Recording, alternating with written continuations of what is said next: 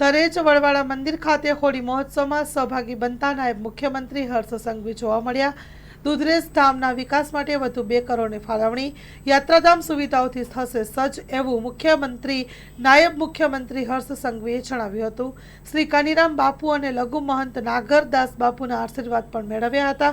નાયબ મુખ્યમંત્રી શ્રી હર્ષ સંઘવી સુરેન્દ્રનગરના વડવાળા મંદિર દુધરેજ ધામ ખાતે આયોજિત હોળી મહોત્સવમાં સહભાગી થયા હતા। આ તકે તેમણે હરિદ્વાર કુંભ મેળામાં મહામંડલેશ્વર અને તાજેતરમાં શંકરાચાર્યની પદવીથી વિભૂષિત થયેલા કાનીરામ બાપુ તેમજ લઘુ મહંત નાગરદાસ બાપુના ચરણમાં વંદન કરી આશીર્વાદ પ્રાપ્ત કર્યા હતા।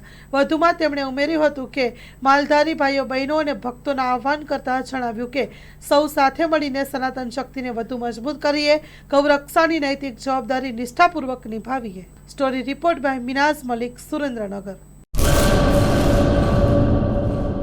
મંગલ મેડિકલ સ્ટોર, દરેક પ્રકારની દવાઓ પર ડિસ્કાઉન્ટ મળશે। હોસ્પિટલ રોડ, કોસ્મોસ બેંકની બાજુમાં, ડોક્ટર દમયંતીબેન ગણાત્રા હોસ્પિટલની સામે, ભુજ। Mobile number 9428234840।